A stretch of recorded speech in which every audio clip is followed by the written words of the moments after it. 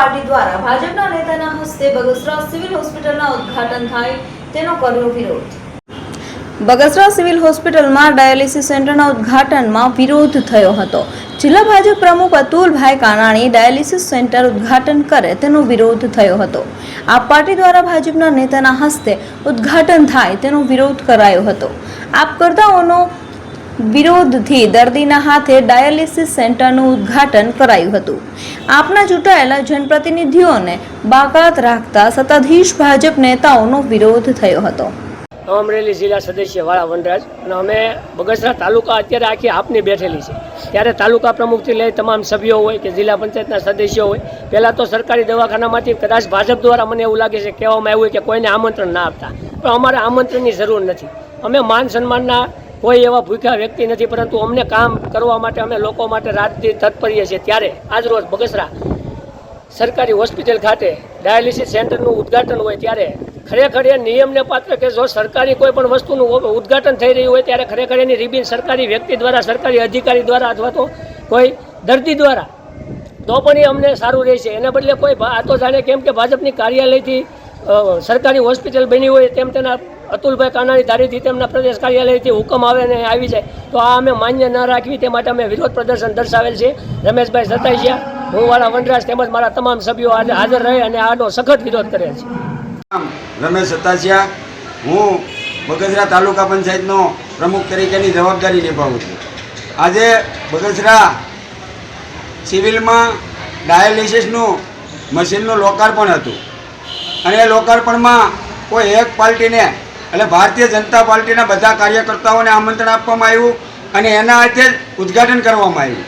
ત્યારે અમે એમને જાણ કરી સરકારશ્રીને અને ડૉક્ટરોને કે આ સુવિધા છે એ સરકારશ્રીએ આપેલી છે, કોઈ પાર્ટી ફંડમાંથી આવેલું નથી, તો આમાં કોઈ પાર્ટી એક પાર્ટીને ન્યાય મળે અને બીજી પાર્ટીને અન્યાય થાય એવું ન હોવું જોઈએ।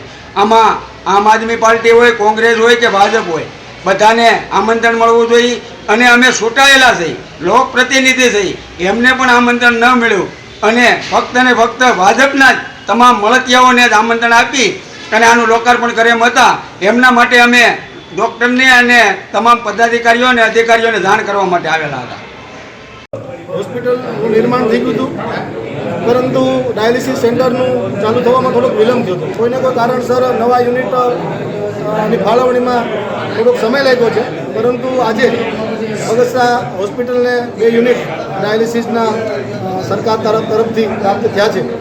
ત્યારે હું ગુજરાત સરકારના આરોગ્ય મંત્રીશ્રી સાથે સાથે મુખ્યમંત્રી શ્રી ભૂપેન્દ્રભાઈ પટેલ સાહેબ, આપણા સ્થાનિક સાંસદ શ્રી ભરતભાઈ સુતરિયા, ઉર્જા મંત્રી કૌશિકભાઈ વેકરિયા અને ધારાસભ્ય શ્રી જયભાઈ કાકડિયા સહિત સર્વે પદાધિકારીઓનો સંગઠનના વડા તરીકે હું આભાર વ્યક્ત કરું છું। બગસરાની જનતા માટે સુવિધા માટે ખૂબ સારી આરોગ્ય સુવિધા બગસરાની જનતાને પ્રાપ્ત થશે અને અહીંના દર્દીઓને, જરૂરિયાતમંદ દર્દીઓને અમરેલી સુધી કે રાજકોટ સુધી લાંબુ નહીં થવું પડે, એમની જગ્યાએ એનું ડાયાલિસિસ બગસરા સરકારી હોસ્પિટલમાં થશે, જે આ વિસ્તારની જનતાને આરોગ્યલક્ષી સુવિધા પ્રાપ્ત થશે। તે બદલ હું ફરી વખત ગુજરાત સરકારશ્રીનો ખૂબ ખૂબ આભાર વ્યક્ત કરું છું। ખાસ કરીને જે આ સરકારી કાર્યક્રમો છે સરકારના મનસૂર દ્વારા થાય ત્યારે જિલ્લા ભાજપ તરીકે તમે અત્યારે હતા અને તમારો વિરોધ કરવામાં શું કહેશો? આમ આદમી પાર્ટી દ્વારા શું કહેશો? વિરોધ પક્ષોને વિરોધ કરવાનો જ હોય છે, સત્તાધારી પાર્ટીએ લોકોની સુવિધાના જે પ્રશ્નો હોય ઉકેલવાના હોય છે, ત્યારે આ પ્રશ્ન ભારતીય જનતા પાર્ટીના શાસનમાં ઉકેલાનો છે।